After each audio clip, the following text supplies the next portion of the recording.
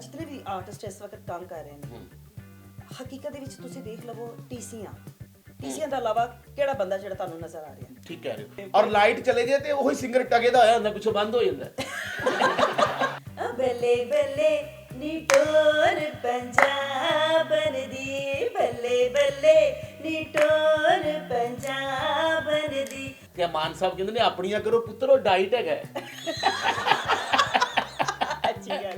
ਇਸ ਤਰ੍ਹਾਂ ਦੇ ਮਜ਼ਾਹੀਆ ਵੀਡੀਓ ਵੇਖਣ ਵਾਸਤੇ ਚੈਨਲ ਨੂੰ ਸਬਸਕ੍ਰਾਈਬ ਕਰੋ ਤੇ ਘੰਟੀ ਦੇ ਨਿਸ਼ਾਨ ਨੂੰ ਅੰਗੂਠਾ ਮਾਰਨਾ ਨਾ ਭੁੱਲਣਾ, ਤਾਂ ਕਿ ਆਉਣ ਵਾਲੀ ਵੀਡੀਓਜ਼ ਦੇ ਤੁਹਾਨੂੰ ਨੋਟੀਫਿਕੇਸ਼ਨ ਮਿਲਦੇ ਰਹਿਣ। अस्सलाम वालेकुम, मैं नईम शौकी, ਤੁਸੀਂ ਦੇਖ ਰਹੇ ਹੋ ਫਨਕਾਰੀਆਂ।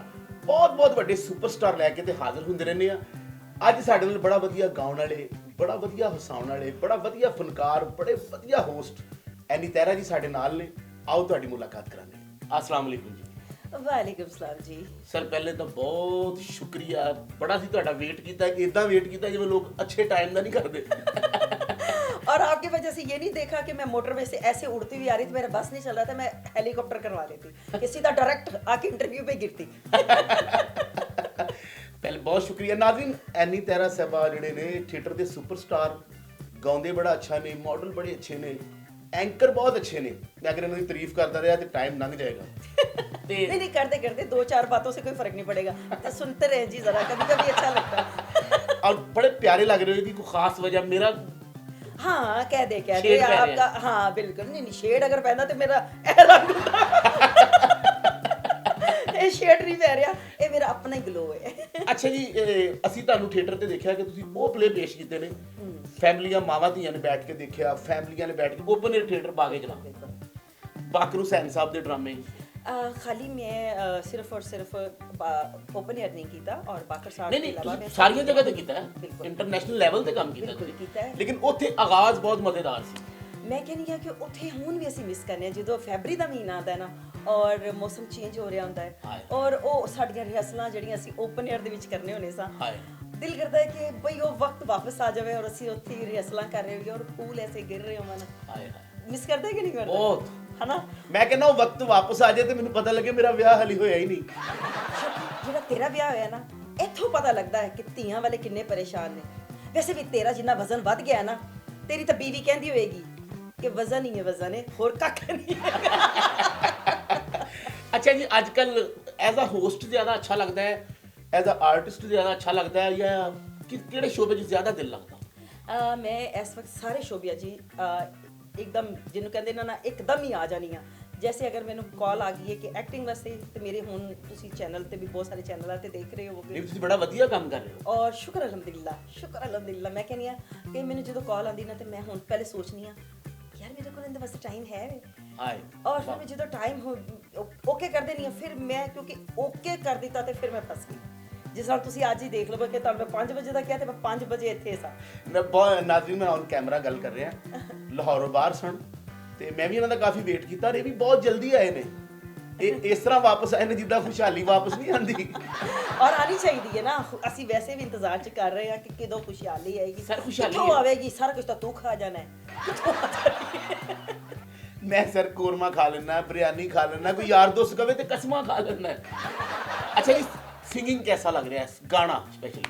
ਹਾਏ ਗਾਣਾ ਤੇ ਮੈਨੂੰ ਤੁਸੀਂ ਉਹ ਪੁੱਛ ਲਿਆ, ਜਿਵੇਂ ਮੈਂ ਹਮੇਸ਼ਾ ਕਹਿੰਦੀ ਹਾਂ ਕਿ ਮੇਰੇ ਬੱਚੇ ਨੇ ਇਹ ਅਦਾਕਾਰੀ ਹੋ ਗਈ, ਮੇਰੀ ਹੋਸਟਿੰਗ ਹੋ ਗਈ, ਮੇਰਾ ਗਾਣਾ ਹੋ ਗਿਆ, ਤੇ ਮੈਨੂੰ ਪੁੱਛਦੇ ਨੇ ਨਾ ਕਿ ਕੈਸੀ ਜਾ ਰਹੀ ਹੈ ਜਾਂ ਕਿਹੜੀ ਚੀਜ਼ ਅੱਛੀ ਲੱਗਦੀ, ਤੇ ਮੈਂ ਕਹਿੰਦੀ ਹਾਂ ਇੱਕ ਮਾਂ ਨੂੰ ਕਿਵੇਂ ਪੁੱਛ ਸਕਦੇ ਹੋ ਕਿ ਕਿਹੜਾ ਬੱਚਾ ਤੁਹਾਨੂੰ ਚੰਗਾ ਲੱਗਦਾ ਹੈ।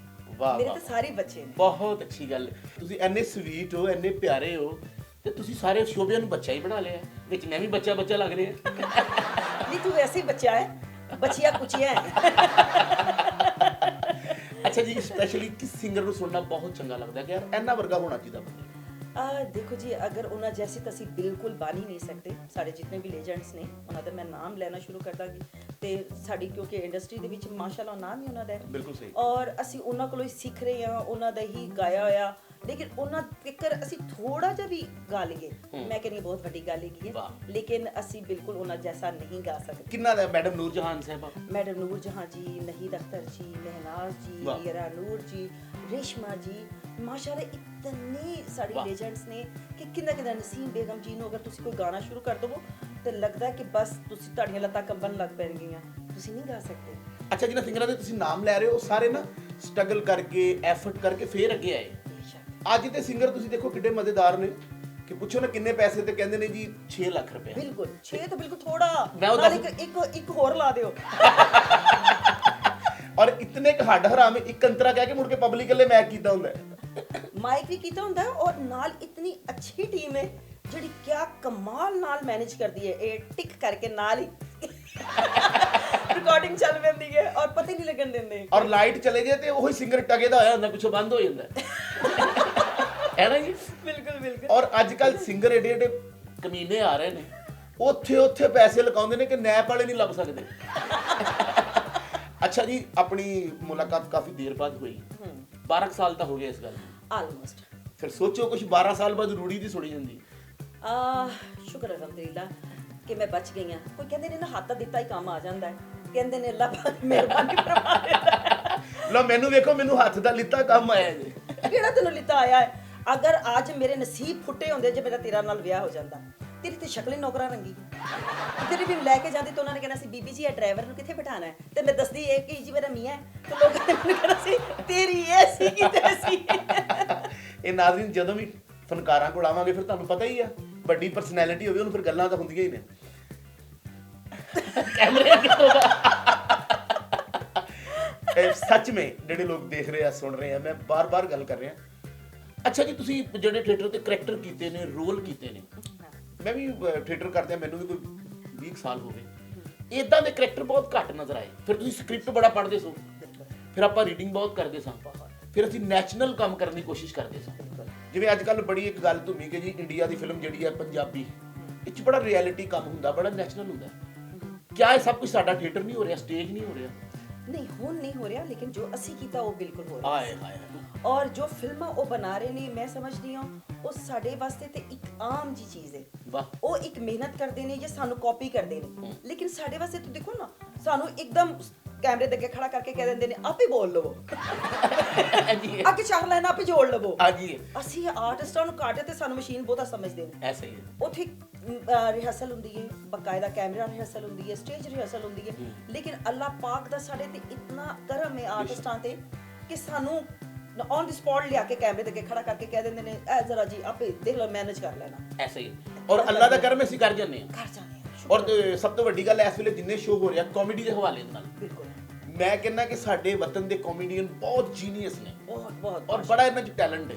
ਉਹ ਜਿਹੜਾ ਥੀਏਟਰ ਤੇ ਪਰਦਾ ਖੁੱਲਦਾ ਤੇ 4-5 ਮੁੰਡੇ ਸਟਾਰਟ ਆ ਕੇ ਨਹੀਂ ਕਹਿੰਦੇ, ਕੋਈ ਕਹਿੰਦਾ ਮੇਰੇ ਚਾਹ ਦੇ ਪੈਸੇ ਹੋ। ਮੈਂ ਵੀ ਜਦੋਂ ਨਵੇਂ ਆਏ ਸਾਂ ਤੇ ਅੱਲਾਹ ਪਾਕ ਜੰਨਤ ਦੀ ਜਗ੍ਹਾ ਦੇਵੇ ਸ਼ੌਕੀ ਖਾਨ ਸਾਹਿਬ ਨੂੰ, ਮੈਂ ਕਿਹਾ ਖਾਨ ਸਾਹਿਬ ਕੋਈ ਵੀ ਡਰਾਮਾ ਲੱਗਦਾ ਤੇ ਮੈਂ ਉਹ ਚਾਹ ਦੇ ਪੈਸੇ ਲੈਣ ਆਉਣਾ।